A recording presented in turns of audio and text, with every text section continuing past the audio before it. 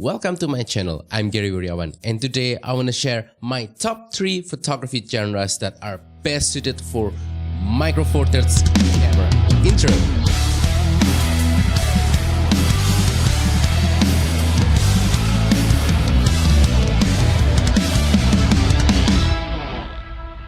So, I'm a big fan of Micro Four Thirds camera system. I have been with Micro Four Thirds for almost 10 years and I've been using Micro Four Thirds for both photography and video in so many kinds of situations, environments, requirements. I do lots of different kinds of photography genres, and after so many experience with Micro Four Thirds, I learned a lot about its strengths and weaknesses.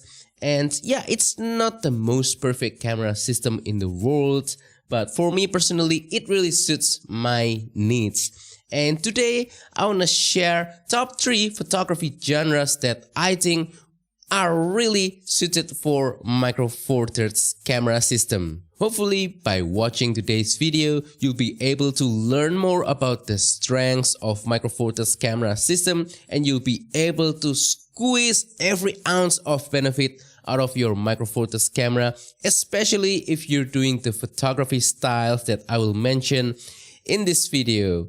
Anyway, now let's start with the first photography genre. First photography genre that will really benefit from using Micro Four Thirds is obviously travel photography.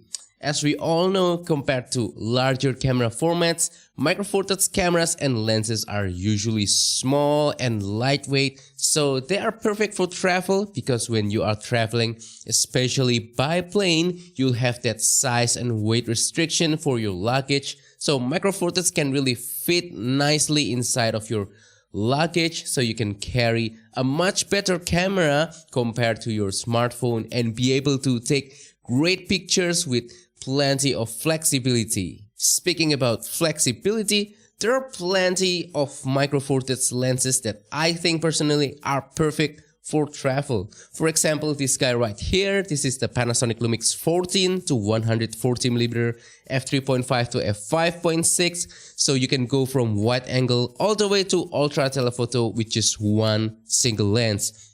If you don't really like super zoom, we have smaller options that are perfect for travel. This is the kit lens Panasonic Lumix 12 to 32mm f3.5 to f5.6. This is an ultra compact telephoto lens, perfect for travel as well. This is the Panasonic Lumix 35 to 100mm f4 to f5.6. There are also plenty of smaller prime lenses as well. This is the Panasonic Lumix 14mm f2.5. We also have the 20mm f1.7, and there are plenty of options from Olympus or OM system as well. So yeah, we have all sorts of different kinds of lenses, perfect for travel photography. Next photography genre that is best suited for Micro Four Thirds camera system is landscape photography. Well, hear me out. I know what you said. Not many people will associate landscape photography with Micro Four Thirds, but there are some strengths of Micro Four Thirds that really makes it work well for landscape photography. First reason, again, because of the smaller cameras and lenses, so it makes it easier for you to hike with Micro Four Thirds to reach your vantage point and start shooting landscape photography. That can really help. With larger camera format, you won't be able to carry as much cameras and lenses, and usually, even if you're able to carry them, they usually will be much heavier compared to Micro Four Thirds. Next reason is because of the smaller sensor size of Micro Four Thirds.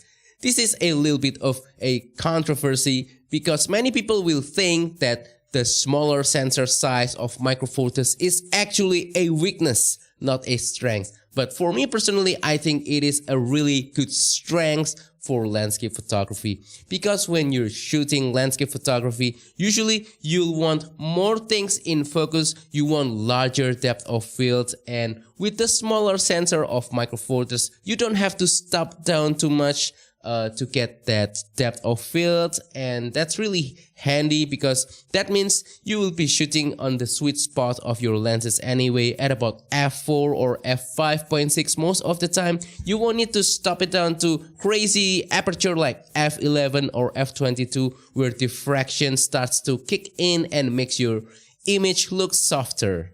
Next reason is because of in-body image stabilizer. Many Micro Four Thirds cameras from both Panasonic Lumix and OM system or Olympus are equipped with in-body image stabilizer on the sensor, meaning that you can use any kind of lenses, even the ones without stabilizer, and you'll be able to shoot at slower shutter speed without having to use any kind of support. And this is really beneficial for landscape photography because you can potentially ditch your tripod if you don't really need to shoot for a very long shutter speed. So for example, my G85 right here, it can shoot up to about half a second without tripod, and I can still get images that looks perfectly okay without any kind of movement blur, and that's just really convenient for landscape photography in my opinion. Next photography genre that will really benefit from using Micro Four Thirds is street photography. Now this is also a little bit of a controversy because